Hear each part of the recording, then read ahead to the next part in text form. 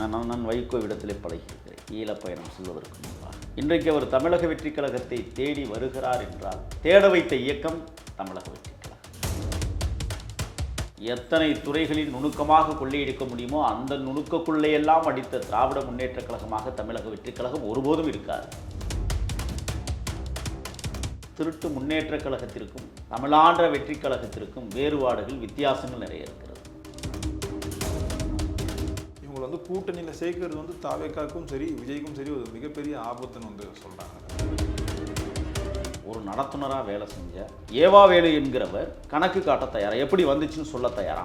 நான் சவால் விடுறேன். எப்படி உங்களுக்கு இத்தனை கல்லூரிகள், இத்தனை பள்ளி வளாகங்கள், கல்வி நிறுவனங்கள் நீங்கள் உருவாக்கிங்க? மனச்சாட்சின்னு ஒன்று இருக்குல்ல. நான் இந்த தவறை செய்தால் என் மனசு உறுத்தும்னு சொல்லுகிற இடத்துல இவங்களுக்கெல்லாம் மனச்சாட்சியே இல்லை. Holidays-nale, அது நம்ம GT Holidays தான். You know you are special when you're with GT Holidays. நிறைவான தருணங்கள் என்ஏசி ஜுவல்லர்ஸுடன். ஆச்சி மசாலா, எந்த சமையலும் ருசி தேடும் ரகசியம். 20 ரூபாய். மக்களே, அன்பு வணக்கம். இன்றைய நமது சிறப்பு நேர்காணலில் நம்முடன் இருப்பவர் தமிழக வெற்றிக் கழகத்தின் மாநில செய்தி தொடர்பாளர் திரு முகில் வீரப்பன் அவர்கள். அண்ணா வணக்கம். வணக்கம். ஆக்சுவலாக தாவேக்கா ஆட்சியை பிடிச்சுக்கிறப்பறம் இந்த அரசியலை அப்படியே தலைகீழாக மாறிடுச்சு. யாரெல்லாம் திமுக கூட கூட்டணியில் இருந்தாங்களோ ஒவ்வொன்றாக ஆதரவு தெரிவிக்கிறேன்னு சொல்லிட்டு கொஞ்சம் கொஞ்சமாக அந்த அமைச்சர்களை ஈடுபட்டு இப்போ இனி வரும் இந்த நாடாளுமன்ற தேர்தலெலாம் இந்த கூட்டணியில் அமைச்சு தான் போட்டியிட போகிறதா கேள்விப்படுறோம். இப்போ அந்த வரிசையில் மதிமுகவும் இணைஞ்சிருக்கிறதா அந்த தகவல் வருது. எப்படி பார்க்குறீங்க இந்த விஷயத்தை? ஆனால் நிறைய அரசியல் விமர்சகர்களும் சரி, பத்திரிகையாளரும் சரி, தாவேக்கா இன்னொரு திமுக மாறிட்டு இருக்கு அப்படின்ற ஒரு விமர்சனத்தை வைக்கிறாங்க. இந்த விஷயத்தை எப்படி பார்க்குறீங்க? மறுமலர்ச்சி திராவிட முன்னேற்றக் கழகம் 1993 எந்த திமுகவை எதிர்த்து நீதி கேட்ட போராட்டத்தில் நிலைநிறுத்தி கொண்டாரோ புரட்சி புயல் வைகோ, பன்னெடுங்காலமாக ஒரு போராட்டவாதியாகவே இந்த பூமி பந்தில் அவர் சுற்றி சுழன்று பணியாற்றி கொண்டிருக்கிறார். 4 நாட்களுக்கு முன்பு கூட சீமைக்கருவியை அகற்ற வேண்டும் என்று தன் சக்தியை எவ்வளவு தூரம் செலவழிக்க முடியுமோ அந்த சக்தியை கொண்டு சீமைக்கருவிகளை அகற்றுவதற்கு போராடி கொண்டிருக்கிறார்.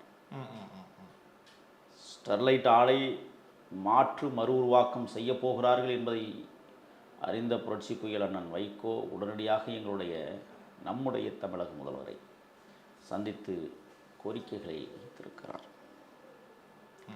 திராவிட முன்னேற்றக் கழகத்தோடு அவர் வைத்த கூட்டணி என்பது காய்ந்த பூவிற்கும் முதிர்ந்த தேன் வண்டிற்குமான பொருத்தம். முதிர்ந்த தேன் வண்டும் காய்ந்த பூவும் தேன் எடுக்க முடியாது. அப்படித்தான் அவருடைய உறவு சென்று கொண்டிருந்தது என்றே நான் காரணம், எந்த கட்சியிலிருந்து விலகி நீதி கேட்டு தன் பயணத்தை தொடர்ந்தாரோ அதே கட்சியில் அவர் ஐக்கியமானது தான் அவருடைய வாழ்வியலில் மிகப்பெரிய பிழை என்றே நான் பார்க்கிறேன். நான் வைகோ இடத்திலே பழகியிருக்கிறேன் ஈழப்பயணம் செல்வதற்கு முன்பாக. இன்றைக்கு அவர் தமிழக வெற்றிக் கழகத்தை தேடி வருகிறார் என்றால் தேட வைத்த இயக்கம் தமிழக வெற்றிக் கழகம்.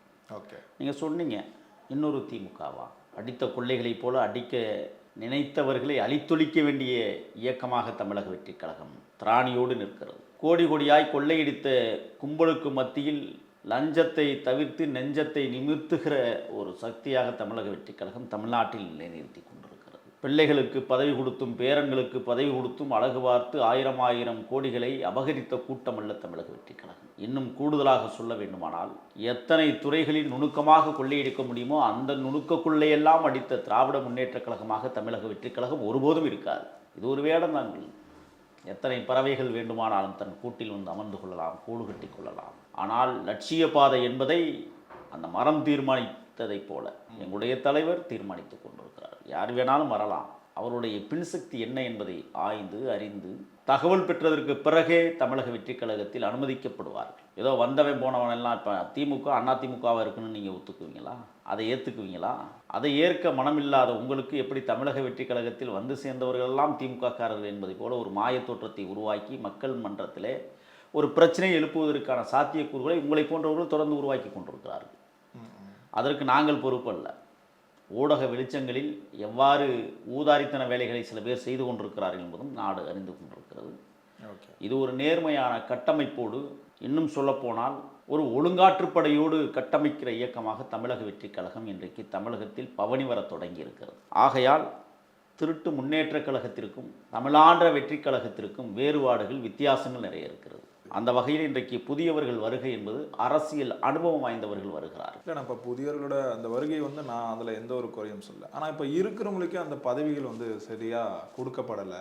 இப்போ ஏன்னா இப்போ கட்சிக்காக உழைத்தவங்க எத்தனையோ பேர் வந்து இருப்பாங்க. இப்போ வரும் நாடாளுமன்ற தேர்தலாக இருக்கட்டும், அந்த இடைத்தேர்தலாக இருக்கட்டும், அவங்களுக்கான அந்த முக்கியத்துவம் வந்து அதிகம் வந்து கொடுத்துருக்கலாம். இப்போ இதே கூட்டணி கட்சிகள் உள்ளே வந்தாங்கன்னா இப்போ நம்ம கூட்டணி கட்சிகளுக்கும் ஒதுக்கீடு பண்ணுற ஒரு நிலை தானே ஏற்படும். அதற்காக இந்த கேள்வி. இல்லை, தலைவர் மிக கச்சிதமாக கனயோசிதமாக முடிவெடுக்கக்கூடிய வல்லமை பெற்ற ஆற்றல் மிகுந்த அருபெரும் தலைவராக இன்றைக்கு தமிழ்நாட்டில் நம் கண் முன்னால் வாழ்ந்து கொண்டிருக்கிறார். நம் சமகாலத்தில் அவர் உருவாகி இருக்கிறார். அப்படிங்கிற போது நிச்சயமாக கட்சியில் பணியாற்றக்கூடியவர்கள் அல்லது பணியாற்றியவர்கள், பணியாற்றி கொண்டிருப்பவர்கள், அவருடைய தியாகங்கள் மதிக்கப்படும் என்பதிலே நான் முழுவதுமாக நம்புகிறேன். காரணம், சாதாரண எளியவனை கூட இன்றைக்கு அமைச்சராக்கி பார்த்திருக்கிற அழகு பதுமை இந்த இயக்கம் தமிழக வெற்றி கழகம். அது காரணம், நீங்கள் திமுகவில் இது போல் பண்ண மாட்டாங்க, அதிமுகவில் இது போல் செய்ய மாட்டாங்க. அவங்கள்ட்டெல்லாம் பணபலம், படைபலம், கொள்ளையடிக்கிற பக்குவம், எங்கே எல்லாம் ஆட்டையை போடுகிற அறிவுத்திறன், இதெல்லாம் இருந்தால் தான் அப்படிங்கிற ஒரு நிலைமையை மாற்றி எளிய தொண்டனும் அமைச்சராகலாம் அப்படிங்கிற இடத்திற்கு கொண்டு வந்திருக்கிற தலைமை பொறுப்பு எதிர்காலத்தில் பணியாற்றக்கூடியவர்கள் வரக்கூடியவர்களுக்கும் சரியான ஒரு புரிதலை உருவாக்கி ஏற்கனவே களப்பணியில் நின்றவர்கள் என்ன தகுதியை அடைய இருக்கிறார்கள் என்பதையும் தலைவர் உன்னிப்பாக கவனித்து கொண்டிருக்கிறார். அதில் எந்த சந்தேகமும் தொண்டர்களுக்கு வர வேண்டாம். இப்போ என்னை போன்றவர்களெல்லாம் களத்திலே தான் நின்று கொண்டிருக்கிறோம். எங்களை கண்காணித்து கொண்டிருக்கிற தலைமை தாயாக எங்கள் தங்க தலைவர் விஜய் அவர்கள் எங்களை பார்த்து கொண்டிருக்கிறார். அதனால் எந்த மாற்றமும் இங்கே நடைபெறப் போவதில்லை. தமிழக வெற்றி கழகம் எங்கள் தலைவர் இருக்கிற வரை மட்டுமல்ல, தமிழ்நாடு என்கிற ஒரு தேசம் கட்டமைக்கிற வரை, இருக்கிற வரை தமிழக வெற்றி கழகம் ஆட்சி கட்டிலில் தொடரும் என்பதை அழுத்தம் திருத்தமாக நான் சொல்ல கடமைப்பட்டேன். வைகோ அவர்கள் சமயத்தில் பேசும்போது என்ன சொல்லியிருந்தாருன்னா, நாங்கள் வந்து சுயமரியாதையை இழந்து வந்து திமுக கூட்டணியில் வந்து இருந்தோம் வந்து சொல்கிறாரு. அப்படி சுயமரியாதையை இழந்து நம்ம அந்த கூட்டணியில் இருக்க வேண்டிய அவசியம் வந்து நமக்கு இல்லை. ஆனாலும் இருந்தது வந்து வைகோ அவர்கள் தான். அப்படி அந்த கூட்டணியில் இருந்துட்டு வெளியே வந்து இந்த மாதிரி தவறாக பேசுறது வந்து எந்த விதத்தில் வந்து ஒரு சரியான விஷயமா இல்லை. இன்னொன்று சொல்லிடுறேன். இப்போ அதே மாதிரி அந்த கூட்டணி கட்சிகள் குறித்தும் விமர்சனம் வந்து பண்ணுறாரு. கிளைகளே இல்லாத கட்சிகளுக்கு வந்து 8 தொகுதி வந்து கொடுக்குறாங்க. தேய்ந்து போன ஒரு கட்சிக்கு வந்து 10 தொகுதிகள் வந்து கொடுக்குறாங்க. இல்லை, எந்த விதத்தில் வந்து சரின்னு வந்து கேட்குறாங்க. இதை முன்னாடியே வந்து கேட்டிருந்தா அதில் வந்து ஒரு நியாயம் இருக்குது. தேர்தல் முடிஞ்சு வேறொரு கட்சி கூட கூட்டணி போகும்போது இந்த மாதிரியான விஷயங்களை வைக்கிறது வந்து ஒரு சந்தர்ப்பவாத ஒரு அரசியல் தானே. இல்லை, வைகோ தொடர்ந்து சந்தர்ப்பவாத அரசியலை எடுத்துக்கொண்ட காரணத்தால் தான் லட்சம் தொண்டர்களை அவர் இழந்திருக்கிறார். ரெண்டாவது, அவருடைய அரசியல் வழிகள் எல்லாமே அபத்தமானதாக பார்க்குறேன் நான். காரணம், நீங்கள் உங்களை யாரை உயர்த்தியுடன் நினைக்கிறீங்களோ அவங்களே உங்களை எட்டி உதைந்த காலங்கள் நிறைய. அதுக்கு காரணம் உங்களுடைய ஆளுமைத்தன்மை அதிகமாக இல்லை என்பதை அது காட்டுகிறது. ஒன்று. ரெண்டாவது, நீங்கள் என்னைக்கு வந்து திராவிட முன்னேற்ற கழகத்தோடு இணைந்து பணியாற்றணும்னு முடிவெடுத்தீங்களோ அன்னைக்கே உங்கள் இயக்கம் சுக்குநூறாகி போனது. அதுக்கப்புறம் அதிமுகவோட கூட்டணி என்று மாறி மாறி உங்களை தக்க வைத்துக் கொள்வதற்கும் உங்களோடு சார்ந்தவர்களை தக்க வைத்துக் கொள்வதற்குமே நீங்கள் பெரிய போராட்டத்தை நடத்த வேண்டியிருந்தது. நீங்கள் கடைசியாக மறுமலர்ச்சி திமுகவில் இப்போ மல்லை சத்தியாக வெளியேறினார். அவர் ஏன் வெளியேறினார் என்பதை ஆய்வு செய்து அதற்கான கட்டமைப்பை உருவாக்காமல் கலண்டு போகிறவர்களை கலட்டி விடுவதே வேலையாக இருந்தால் மறுமலர்ச்சி திமுக எந்த நிலையை அடைந்து? அவர் வந்து வெளியேறலைன்னா வெளியேற்றப்பட்டார், அதுக்கான வேலைகளில் ஈடுபட்டார். இல்லை, அது இப்போ அண்ணன் நாஞ்சில் சம்பத் இருக்காங்க. எனக்கு வயசு வந்து 19 வயசு. நான் அவரை முதலாக என்னுடைய கிராமத்தில் அழைச்சி நளினச்சொல் நாயகன் நாஞ்சில் சம்பத்து உரையாற்றுகிறார் என்று என்னுடைய 19 வயதில் என் கிராமத்தில் தாஞ்சூர் புதுக்கோட்டை மாவட்டத்தில் நான் மறுமலர்ச்சி திமுகவினுடைய கூட்டம் நடத்தினேன். அது தேசிய தலைவர் பிரபாகரன் மீது இருந்த பற்றுதல். சாதி ஆதிக்கம் நிறைந்த எனது கிராமத்தில் மேடையே போட விடாமல் தடுத்த கிராமத்தில் மேடையை போட்டு அண்ணன் நாஞ்சி சம்பத்தை பேச வைத்தேன். அவர் அன்று பேசியது இன்றும் எனக்கு நினைவுக்கு இருக்கிறது. இப்போ இது போன்ற முன்னணி தலைவர்கள் கசப்புணர்வை ஏற்படுத்துவதற்கு என்ன காரணம் என்று கேட்டால் கடைசியாக ஒரு மையப்புள்ளி அது திமுகவாக தான் இருக்கும். இங்கே எண்ணற்றவர்கள் கட்சியை விட்டு போயிருக்காங்க. டிஆர்ஆர் செங்குட்டுவன்லேருந்து புலவர் செவந்தியப்பன்லேருந்து சிவகங்கை கணேசன்லேருந்து சபாபதி மோகன்லேருந்து எல்ஜியிலேருந்து கண்ணப்பன்லேருந்து செஞ்சி ராமச்சந்திரன்லேருந்து இன்னும் வந்து மதுராந்தகத்தார் என்று சொல்லக்கூடிய மதுராந்தகம் ஆறுமுகம் முதல் எத்தனையோ தலைவர்களை மதிமுக இழந்திருக்கிறது. அது காரணம் இவருடைய ஆளுமை திறமை மட்டுமல்ல, திமுகவோடு அவர் எடுத்த நிலைப்பாடு தான் இந்த மிகப்பெரிய சரிவுக்கு காரணம். மீண்டும் அந்த கூட்டணியிலே தான் போய் இடம் பெற்றார். இந்த திமுகவில் எப்போல்லாம் அவர் சேர்கிறாரோ லட்சக்கணக்கான தொண்டர்கள் வெளியேற்றப்பட்டார்கள், வெளியேறினார்கள். இன்றைக்கு அது கரைந்து உப்பை போல கரைந்து கொண்டிருக்கிறது. அது இனிமே நீங்கள் மறு உப்பு கொண்டு வரணும்னா ரொம்ப கஷ்டம். அதுக்கு இப்போ துறை வைக்க கொண்டாந்து நிப்பாட்டுறாரு. எந்த வாரிசு அரசியலை எதிர்த்து தன் இயக்கத்தை கண்டாரோ மீண்டும் அவர் குடும்பத்துக்குள்ளே திருப்பி ஒரு வாரிசு அரசியலை உருவாக்குகிற போது ராமதாசி போல தான், என் குடும்பத்தில் நான் வாரிசையை உருவாக்க மாட்டேன் அப்படின்னு சொல்லிட்டு வாரிசை கொண்டு வந்த விளைவு என்ன, முந்தா நாள் கட்டி பிடிச்சி முத்தம் கொடுத்து அழுது கண்ணீர் அப்படின்னு அந்த நடிப்புகள் இருக்குல்ல, அது வைகோவுக்கும் பொருந்தும் தான் நான் பார்க்குறேன். அந்த வகையில் இந்த அரசியல் நடிகர்கள் எல்லாம் இப்பொழுது அம்பலமாகி கொண்டிருக்கிறார்கள். இப்போ தமிழக வெற்றி கழகத்தை நோக்கி அவர்கள் வருகிறார்கள் என்றால் யாரை வேணுமானால் எங்களை தலைவர் விக்கிரவாணி மாநாட்டிலே சொன்னாங்க. என்ன சொன்னாங்க, யார் வேண்டுமானாலும் கூட்டணி சேர்த்துக்கொள்ளலாம், பங்கு உண்டு என்று சொன்னார்கள். வந்தார்கள், பங்கு கொடுத்துருக்குறோம். இப்போ மதிமுக வருதுன்னு சொன்னால் கண்டிப்பாக பங்கு கொடுப்பாங்க. ஆனால் தீர்மானிக்க வேண்டிய இடத்தில் தமிழக வெற்றி கழகம் தான் இருக்கிறது, அவர்கள் அல்ல. புரியுது. ஆனால் இப்போ அந்த சீர்காழி எம்எல்ஏ இருக்கார்ல, அவர் நான் திமுக கூட்டணியிலே தான் இருப்பேன்னு சொல்லிட்டாரு. அது அவருடைய விருப்பம். அவர் பதவி ஆசையெல்லாம் இங்கே இருக்கணும்னு நினைக்கிறாரு. இருந்துட்டு போட்டால் அது வைகோ தான் அதுக்கு பதில் சொல்லி ஆகணும். இப்போ ஒரு எம்எல்ஏ ராஜினாமா பண்ணுறாரு அப்படின்னு சொன்னால் எங்களை நம்பி ராஜினாமா பண்ணுறாருன்னா எங்கள் தலைவர் அதுக்கும் ஏதாவது ஒரு பொருத்தமான பதவியை கொடுத்து அழகு பார்க்கிற இடத்தில் மறுமலர்ச்சி திமுகவிற்கு தாவேகா இடம் கொடுக்கும் என்பதை மாற்று கருத்தில்லை. அதே மாதிரி துரை வைக்க சமீபத்தில் பேசியிருந்தார். நான் சிறப்பாக செயல்படும் ஒரு அமைச்சரவை பார்க்குறேன், சிறப்பாக செயல்படும் ஒரு முதலமைச்சரை பார்க்குறேன்னு சொல்கிறாரு. இதெல்லாம் ஒரு பக்கம் பாசிட்டிவாக பார்க்கப்பட்டாலும் இன்னொரு புறம் இதெல்லாம் திமுக கூட்டணி இருக்கும் போதும் பேசினது தானே. தாவேகா கூட்டணிக்கு வரப்போகிறதுக்காக இந்த மாதிரி பேசிகிட்டு இருக்காங்க.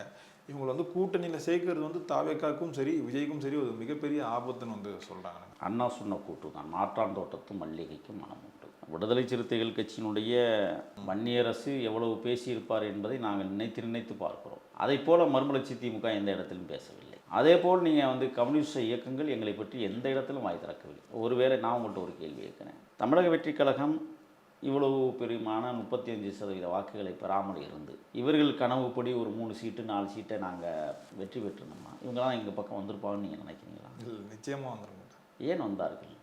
மக்கள் அங்கீகரிக்க தொடங்கியதற்கு பிறகு தன் கையை ஊனி தானே குட்டிக்கரணம் போட்டார். யார் பக்கமும் இல்லை, யாரும் எங்களுக்கு ஆதரவு இல்லை. மக்கள் ஆதரவோடு மகத்தான வெற்றியை பெற்றிருக்கிற தமிழக வெற்றி கழகம் இன்றைக்கு இவ்வளோ பெரிய இடத்துக்கு வந்துட்டு அதுக்கப்புறம் பார்த்தீங்கன்னு சொன்னால் இன்றைக்கி அதிமுக எங்கே இருக்கிறது என்கிற கேள்விக்கு ஒரு விடை கிடைத்து கொண்டே இருக்கிறது. திமுகவை நீங்கள் கொஞ்சம் காலம் பாருங்கள், அதுவும் தேடுகிற இயக்கமாக திராவிட முன்னேற்றக் கழகம் தேய்ந்து போய் கிடக்கிற இயக்கமாக மாறும் என்பதில் மாற்று கருத்து இல்லை. நான் ஆர்வம் சொல்லலை, இது நடக்கும்.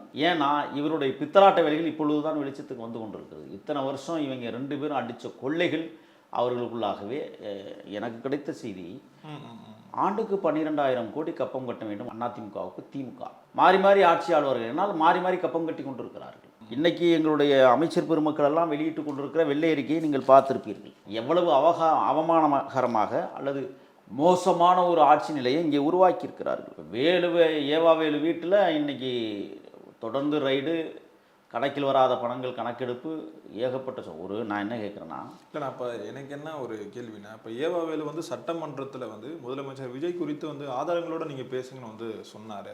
ஸோ இதற்கு அந்த பழிவாங்கும் நோக்கத்துக்காக தான் இந்த ரைடுன்னு நான் ஒன்று சொல்கிறேங்க. ஒரு நடத்துனராக வேலை செஞ்ச வேலுவிற்கு எப்படி இத்தனை கல்லூரிகள் வந்தது, எப்படி இத்தனை 1000 லட்சம் கோடிகளை அவர் சம்பாதித்தார்?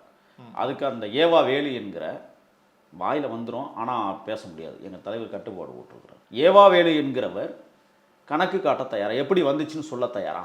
நான் சவால் விடுறேன். எப்படி உங்களுக்கு இத்தனை கல்லூரிகள், இத்தனை பள்ளி வளாகங்கள், கல்வி நிறுவனங்கள் நீங்கள் உருவாக்கினீர்கள்? நான் கேட்குறேன். ரஜினிகாந்த் சினிமாவில் வந்திருக்கிறார், அவரும் நடத்துனராக வந்தவர். அவர் தன் சொந்த உழைப்பை போட்டு இந்த இடத்துக்கு வந்திருக்கிறார். நீங்கள் எந்த உழைப்பை போட்டீர்கள்? இந்த 16 கோடியில் பாலம் கட்டி காணாமல் போணுச்சே, அந்த காசு எங்கே? இப்போ தார் சாலை போடுறோம்னு சொல்லிட்டு கிட்டத்தட்ட எத்தனை கோடி, 3.16 கோடின்னு நினைக்கிறேன். 3.5 கோடி ரூபாயை இவர்கள் ஆட்டையை போட்டு தின்னுட்டாங்க. இப்போ அவசர கதியில் ஒரு சாலை போடுறாங்க. நான் என்ன கேட்குறேன்னா, இப்போ நீங்கள் மின்சாரத்துறை எடுத்துங்க, 25 வருஷத்துக்கு பிறகு நட்டமாகி கொண்டிருக்கிறது, நட்டத்திலேயே இயங்கி கொண்டிருக்கிறது. கிட்டத்தட்ட 87,399 லட்சம் கோடிகளை கடனாக பெற்றிருக்கிற மின்சாரத்துறை கடைசியாக இப்போ பார்த்தீங்கன்னா 47 லட்சம் கோடி கடலில் கொண்டாந்து நிப்பாட்டி வச்சுருக்காங்க. இதுக்கு யார் பொறுப்பு? 10 ரூபாய் பாட்டிலுக்கு 10 ரூபா தானே பொறுப்பு. அவர் என்ன பண்ணார் இதுவரை? நாங்கள் என்ன கேட்குறோம்னா, இவ்வளவு மின்சாரத்தை எங்கே கொண்டு போய் திருடி விற்றீங்க? சோலார் மின் விளக்குகள் இருக்குது, காற்றாலை மின் திட்டங்கள் இருக்குது, நீர் அனல் மின் சக்தி நிலையங்களில் இத்தனை நான் சொல்கிறேன், ஆதாரபூர்வமாக சொல்கிறேன். எண்ணூர் துறைமுகத்தில் அந்த மின்சார உற்பத்தி நிறுவனத்தில் தெர்மல் 2ல் எத்தனையோ ஆயிரம் கோடிகள் நிலக்கரி ஊழலும் சாம்பல் கொள்ளைகளும் நடந்திருக்கு. இதுக்கு பின்னணியில் இருந்தவர் ஆவடி தொகுதியில் வெற்றி பெற்று அமைச்சராக இருந்த நாசர்னு நான் குற்றம் சாட்டுறேன். அவருக்கு பின்னால் கோவிந்தாசாமி என்கிற முன்னாள் சட்டமன்ற உறுப்பினரும் இன்றைக்கு வந்து அந்த திமுகவுடைய மாவட்ட செயலர் ரமேஷ் என்கிறவரும் கூட்டு சேர்ந்து பல நூற்றுக்கணக்கான சாம்பல் வண்டிகளை கொண்டு போய் விற்பனை செய்திருக்கிறார்கள்.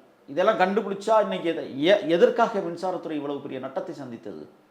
அப்போ இவர்கள் எல்லாம் ஏதோ ஒரு விஷயம். இப்போ கல்வித்துறை இருக்குங்க, கல்வித்துறையில் வந்து வீரமணியும் சிவி சண்முகமே மிகப்பெரிய லஞ்சம் பெற்றார்கள்னு சொல்லி நான் சொல்லலை, தனியார் பள்ளிகளின் கூட்டமைப்புடைய தலைவர் சொல்லுகிறார். அதிமுகவில் அது நடந்திருக்கு. திமுகவில் 5 ஆண்டு கால ஆட்சியில் இந்த அன்பில் மகேஷ் பொய்யாமொழி, அது என்ன, அது பேரை மாற்றணும் அவர்கள்லாம். அப்போ அந்த லெவலுக்கு அவர்கள் கொள்ளையிட்டு. நான் இன்னும் ஆதாரபூர்வமாக சொல்கிறேன், மயிலாப்பூரில் கேசரி வித்யாலயா பள்ளிக்கூடம் இருக்குது. அதனுடைய நிறுவனங்கள் 3 கிளைகளாக பிரிந்து கிடக்கிறது. இந்த கேசரி வித்யாலயா பள்ளியில் கிட்டத்தட்ட ஆண்டுக்கு 6லிருந்து 7 கோடி ரூபாய் அரசு பணத்தை கையாடல் ஏமாற்றி செய்து கொண்டிருக்கிறார்கள் என்கிற குற்றச்சாட்டை நான் பதிவு பண்ணுறேன். என்னை வந்து விசாரிக்கட்டும், நான் கண்டிப்பாக அதற்கான காரியங்களை நான் திமுக ஆட்சியில் அவர்கள் அடித்த கொள்ளை அவ்வளவு இன்னமும் அந்த திருட்டு வேலையை செய்து கொண்டிருக்கிறார். அதே போல் நீங்கள் தூத்துக்குடியில் கருப்பணன் அரசு மேல்நிலைப்பள்ளி, அதுவும் அரசு உதவி பெறும் பள்ளிக்கூடம். இப்போ இந்த பள்ளிக்கூடங்கள்லாம் என்ன நடக்குதுன்னு சொன்னால், தொடர்ந்து கொள்ளையடிப்பதையே குறிக்கோளாக வைத்துக்கொண்டு அரசு பணத்தை பெற்றுக்கொண்டுகிறார். போதிய ஆசிரியர்களை நியமிப்பதில்லை. அதாவது அவரே சொல்கிறாரு, 2858 தலைமை ஆசிரியர்கள் இல்லை தமிழ்நாட்டில். தலைமை ஆசிரியர்கள் இல்லாத பள்ளிக்கூடங்கள் இயங்கி கொண்டிருக்கிறது, உடற்கல்வி ஆசிரியர்கள் இல்லாத பள்ளிக்கூடங்கள் இயங்கி கொண்டிருக்கிறது என்று இன்றைக்கு தனியார் பள்ளிகள் கூட்டமைப்புடைய தலைவரை வந்து இன்றைக்கி ஒப்புவிக்கிறாருன்னு சொன்னால் வெளியில் வந்து, அப்போ இவர்கள் என்ன ஆட்சி நிர்வாகத்தை செய்தார்கள் என்கிற கேள்வி இருக்குது. நான் கேட்குறேன், ஒன்றே ஒன்று தாங்க, நான் இதெல்லாம் பேசவில்லை. ஏவாவேலுடைய ஆரம்ப கால சொத்து மதிப்பு என்ன, இன்றைக்கி மதிப்பு என்ன, எப்படி வந்தது, ஏவாவேலு சொல்லணுங்கிறான். அன்பில் மகேஷ் பொய்யாமொழி ஆரம்ப கால சொத்து என்ன, இப்போ என்ன சொத்து வச்சுருக்கிறீங்க, கணக்கு காட்டுங்கன்னு சொல்லணும். இந்த பினாமி பேரில் கொண்டே ஒழிச்சு வைக்கிறது, மற்றவன் பேரில் கொண்டே காசை அப்படியே கட்டு அடுக்கி வைக்கிறது. நான் என்ன கேட்குறேன்னா, சவால் விட்டு நான் கேட்குறேன், அவனுடைய சொத்து கணக்கை காட்டுங்க. தேர்தல் கமிஷனில் நிற்கும் போது நீங்கள் சொத்து கணக்கு காட்டிட்டு தானே நின்றுருப்பீங்க, அது தேர்தல் கமிஷன் வெளியிட வேண்டும்னு நான் கேட்குறேன். இல்லைண்ணா, இப்போ ஏவாவேல் வந்து ஆரம்ப காலகட்டத்தில் வந்து ஒரு நடத்துனராக தான் இருந்தார். பின்னால் வந்து அவர் வந்து இந்த சினிமாக்கெலாம் பணம் வந்து ப்ரொடியூஸ் பண்ணுறதா இருக்கட்டும், படங்கள் எடுக்கிறதா இருக்கட்டும், இந்த விநியோகம் பண்ணுறதா இருக்கட்டும், இந்த மாதிரியான வேலைகளும் வந்து தொடர்ந்து பண்ணிட்டு தானே. இல்லை, கொள்ளையடிச்சே பணத்தை என்ன பண்ண முடியும் யோசிச்சு பாருங்க. அப்போ அவன் நோக்கத்துக்கு என்ன வேணாலும் பண்ணுறான். இதுக்கு பின்னால் ஒளிந்திருக்கிற சக்தி என்ன? நான் கேட்குறேன், ஒரு கட்சி, இப்போ எங்கள் தலைவர் சொல்லியிருக்காங்க, என்ன எந்த தவறு செஞ்சாலும் சும்மா விட மாட்டேன், கட்சிக்காரனாக இருந்தான்னு சொல்கிறார். பயந்துட்டு இருக்கிறோம்ல, நாங்கள் பயந்துக்கிட்டு இருக்கிறத விட அந்த எண்ணமே எனக்கெல்லாம் இல்லை. கொள்ளையடிக்க வேண்டிய எண்ணம்லாம் நம்மளுக்கு வரவே இல்லை. மக்களுக்கு ஏதோ செய்யணும் அப்படிங்கிற எண்ணம் தான் நம்மளுக்கு வந்திருக்கணும்.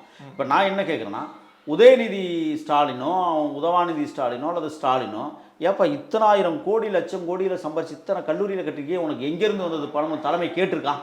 அப்போ தலைமைக்கு வந்து கப்பம் கட்டிய காரணத்தால் தலைமை கண்டுகொள்ளவில்லை. அப்படி தான் நம்ம இதை பார்க்கணும். நான் இன்னொன்று சொல்கிறேன், பொன்முடிக்கிட்ட எத்தனை லட்சம் கோடிகள் இதுவரை சம்பாதித்து வச்சிருக்காரு. இதை விட மகா கொள்ளையடித்த துரைமுருகன், அவருடைய ஆரம்பகால சொத்து என்ன, இன்றைய சொத்து மதிப்பீடு என்ன, எப்படி வந்தது இந்த பணம், தலைமை கேட்கணுமா இல்லையா?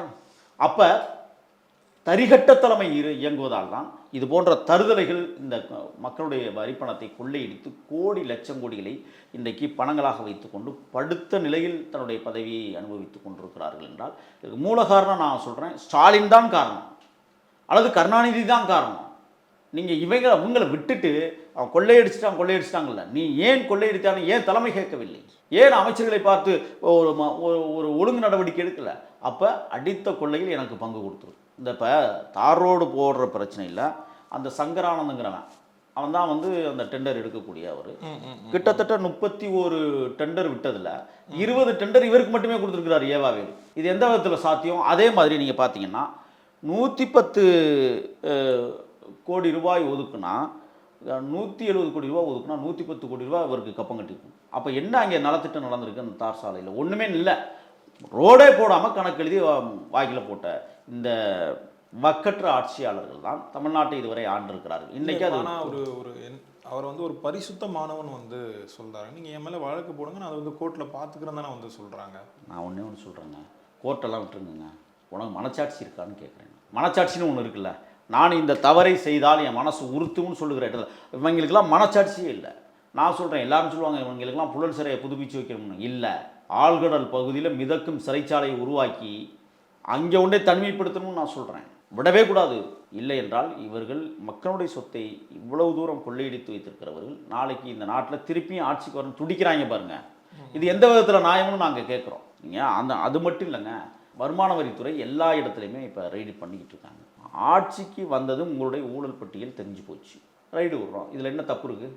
ஆராசா போய் எகிரி நின்றுக்கிட்டு குதிச்சுக்கிட்டு ஆடிக்கிட்டு இருக்கிறாரு. இதுக்கு நீ அடித்த 2 லட்சம் கோடி தெரியாதா எங்களுக்கு? டூஜி ஊழல் வழக்கில் நீ குற்றவாளி தானே, நீதிமன்றத்தால் தண்டிக்கப்பட்டு பிறகு மேலமை நீதிமன்றத்தில் வழக்கு நடந்துக்கிட்டு. இப்போ ஊழலும் ஒன்று சேர்ந்தால் அது எப்படி நல்லா இருக்கும்னு நீங்கள் நினைங்க. ஆக இன்னொன்று என்னென்னா, நான் அந்த ஏற்கனவே சொன்னதை போல் சாராய கடைகளில் உற்பத்தியாளர்கள் ஒரு டொனேஷன் கொடுக்குறான். அது ஆண்டுக்கு 1200 கோடி கட்சி நிதிக்கு போயிருக்கு. அப்போ அதிமுகவும் போயிருக்கு தானே. ஏன் எடப்பாடி கேட்கல? டெட்பாடி ஆகிட்டார் அவர், சொல்லுங்கள். அப்போ இவர்கள் எல்லோரும் சேர்ந்து கூட்டு கொள்ளையடித்து தமிழ்நாட்டை சுரண்டி கொடுத்தார்கள். இன்றைக்கு புதிய ஆட்சி, ஒரு புதுமுக ஆட்சி தமிழ்நாட்டில் நிலை பெற்று இருப்பதை பார்க்கிற போது பொறுத்து கொள்ள முடியாதவர்கள் என்னென்ன நோண்ட போகிறாங்கன்னு தெரியல. எங்கள் தலைவர் சட்டசபையில் சொன்ன என்னென்ன இருக்கோ அப்படிங்கிற விஷயத்தில் தான் இன்றைக்கி அரசு எல்லாத்தையும் உன்னிப்பாக கவனித்து கொண்டிருக்கிறது. ஆக இவர்களை விடப்போவதில்லை. நான் சொல்கிறேன், இவர்களுக்கு பாஸ்டல் சிறைச்சாலையை போல வங்காள விரிகுடா கடலுக்குள்ளும் ஒரு சிறைச்சாலை தேவைப்படுகிறது. அது இன்னும் சொல்லப்போனால் அந்த பசுமை மரக்காடுகள் கடலுக்குள்ளே இருக்குது. எங்கள் இப்போ நான் வேணால் தமிழக அரசுக்கு ஒரு அன்பான வேண்டுகோளை கூட நான் எங்கள் ஆட்சிக்கு சொல்லணும்னு நினைக்கிறேன். மணமேல்குடிக்கும் பக்கத்தில் அந்த சதுப்பு நில காடுகள் கடலுக்குள்ளேயே நிறைய இருக்குது. அதுக்கு பக்கத்தில் ஒரு மிதக்கும் சிறைச்சாலையை உருவாக்குங்கள். ஏன் அங்கே கட்ட சொல்லி தெரியுமா? அங்கே தான் கொசு நிறைய, கடல் கொசுக்கள். ஒரு மின்விசிறி கூட அவங்களுக்கெல்லாம் போடக்கூடாதுங்கிறேன். அந்த மிதக்கும் சிறைச்சாலையை உருவாக்கி அங்கே ஒன்றை இந்த அயோக்கிய பயிர்களை அடைச்சி நம்ம சித்திரவதை பண்ணக்கூடாது. அங்கே வாழுகிற உயிரினமான கொசுவுக்காவது இந்த ரத்தம் பயன்படுத்தும். அதுவே அவமரியாதையை நினைக்க அந்த கொசு இவங்களை அடித்த கொள்ளை. அப்போ அந்த அளவிற்கு இவர்கள் வந்து நாட்டை சுரண்டி கொடுத்தவர்களுக்கு நான் மரியாதை கொடுக்கறதில்ல. ஏவாப்பேடு போன்ற அயோக்கியத்தனமான பொறுக்கித்தனமான அந்த முன்னாள் அமைச்சர்களுக்கெல்லாம் சரியான தண்டனை கொடுப்பதே தமிழக வெற்றி கழகத்தின் பங்களிப்பாக இருக்க வேண்டும் என்று தான் நான் கருதுகிறேன். இல்லை, நம்ம அந்த ஏவா வேலுவை தொடர்ந்து அது வந்து செந்தில் பாலாஜியாக இருக்கட்டும், சேகர் பாபு அவர்களாக இருக்கட்டும், கே நேரு அவர்களாக இருக்கட்டும், இவங்களுடைய வீட்டுகளுக்கெல்லாம் இந்த ரைடு வந்து போகும்னு வந்து சொல்கிறாங்க. ஒவ்வொன்றா தானே தொட போகிறோம். நீங்கள் இந்த ஆட்சி எங்கே சீர்கெட்டு போனதுன்னு ஒரே ஒரு செய்தியை மட்டும் உங்களுக்கு சொல்கிறேன். கள்ளக்குறிச்சி, கனியாமூர் ஸ்ரீமதியினுடைய மரணத்தில் தான் இவங்களுடைய ஆட்சி அதிகாரத்தை தொடங்குது. அதற்கு பிறகு தான் வேங்கவேல் பிரச்சனையை நடத்துகிறாங்க. நான் என்ன கேட்குறேன்னா, தமிழ்நாடு அரசு, எங்களது தலைவர் அரசு நிச்சயமாக ஸ்ரீமதியினுடைய மரணத்தை மீண்டும் மறு உருவாக்கம் செய்யப்பட வேண்டும். ஏன்னா இதில் முக்கியமான அமைச்சர்கள், குறிப்பாக ஏவா வேலுவெல்லாம் சம்மந்தப்பட்டிருப்பதாக அன்னைக்கு செய்தி ஊடகங்களில் செய்தியாக பரப்பப்பட்டது. நான் என்ன கேட்குறேன்னா, பல கொலைகள் மறைக்கப்பட்டிருக்கிறது. குற்றவாளிகளே அமைச்சர்களாக இருக்கிற கொடுமை தமிழ்நாட்டில் இருந்திருக்கிறது என்றால் அப்புறம் வேறு என்ன இருக்குன்னு சொல்லுங்கள். ஆக மிக மோசமான அயோக்கியத்தனமான, நான் சொல்கிறேன், இந்த சேகர் பாபுன்னு இப்போ ஒரு ரவுடித்துறை எம்எல்ஏ இருக்கிறார். முன்னாள் சட்டமன்ற உறுப்பினர் மரியாதைக்குரிய ஸ்டாலின் அவர்களையும் இந்த வழக்கில் விசாரிக்கணும்னு நான் சொல்கிறேன். ஆம்ஸ்டாங் மரணத்தில் இன்னைக்கு அண்ணே வருகிற 5ஆம் தேதி 2ஆம் ஆண்டு முடிஞ்சு 3ஆம் ஆண்டு அந்த நினைவேந்தல் நிகழ்வு. தமிழ்நாடு அரசு அந்த வழக்கை உன்னிப்பாக எங்கள் தலைவர் கண்காணித்து கொண்டிருக்கிறார்கள். உரிய குற்றவாளிகளை உரிய நேரத்தில் தூக்கும் இந்த அரசு, அதில் மாற்றம் இல்லை. இதுதான் 5ஆம் தேதி அவருடைய மறைவு செய்தியாக நாங்கள் வெளியிடுகிற அறிக்கை. அவருக்கு ஒரு நீதி வேண்டும், நியாயம் வேண்டும் என்பதிலே தமிழக வெற்றி கழக அரசு உறுதியாக இருக்கிறது. ஓகேண்ணா, அந்த வகையில் நான் ஒன்றே மட்டும் சொல்கிறேன், எத்தனை கொலைகளுக்கும் பொறுப்பு திமுக என்கிற ரவுடி கும்பல்கள் தான் மிக பொறுப்பை ஏற்க வேண்டும். அவர்கள் நாம் ஊழலை மட்டும் தோண்டி எடுப்பது பிரச்சனை இல்லை. ஒவ்வொரு கொலைகளுக்கு பின்னால் மறைந்திருக்கிற மர்ம மனிதர்கள் யார் என்பதை இந்த உலகத்திற்கு வெட்டமெளிச்சமாக்க வேண்டும் என்பதில் வெற்றிக்கழக அரசு உறுதியாக இருக்கிறது. ஆக நீங்கள் இவங்க வந்து கொள்ளையடிச்சது மட்டும் இல்லைங்க. இப்போ நீங்கள் சொன்னீங்க சேகர் பாபு அப்படின்னு 3000 கிலோ தங்கத்தை உருக்கி கொள்ளையடித்ததாக இன்றைக்கு செய்தி வருகிறது. என்னுடைய தம்பி மரியாதைக்குரிய அமைச்சர் ரமேஷ் இன்னைக்கு எல்லா இடத்துலையும் ஆய்வு.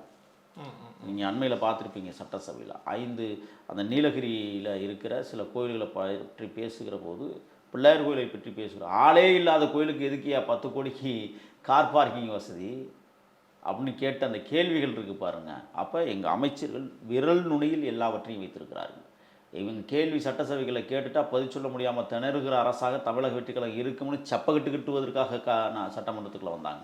நான் கேட்குறேன், வாயே திறக்காத முதலமைச்சர் என்று சொல்லி வக்காலத்து வாங்கிய இந்த திமுக எம்எல்ஏக்கள் ஏன் எங்கள் தலைவர் பேச ஆரம்பித்ததற்கு பிறகு வெளிநடப்பு செய்தார்கள்? எவ்வளோ பெரிய குற்றவாளிகள் இவர்கள். மக்கள் மன்றத்தில் உட்கார்ந்து எதிர்கோரிக்கைகளை நீங்கள் பேசணுமா இல்லையா? ஏன் பேச தவிர்த்தீங்க? அப்போ எங்கள் முதல்வரை பார்த்து உங்களுக்கு நடுக்கம் வந்திருக்கிறது, பயம் வந்திருக்கிறது, யார் சிக்க போகிறோமோ என்கிற மனப்பயம் அதிகமாக தொற்றி கொண்டிருக்கிறது என்றால் தமிழக வெற்றிக்கழக ஆட்சி நேர்மையோடும் மிக நீதியோடும் நடைபெற்று கொண்டிருப்பதற்கு சான்று தான் சட்டசபையில் திமுக வெளிநடப்பு செய்தது என்கிற குற்றச்சாட்டை நான் பதிவு செய்கிறேன். Holidays-நாலே அது நம்ம GT Holidays தான். You know you are special when you're with GT Holidays. நிறைவான தருணங்கள் என்ஏசி ஜுவல்லர்ஸுடன். ஆச்சி மசாலா. எந்த சமையலும் ருசி தேடும் ரகசியம் 20 ரூபாய்.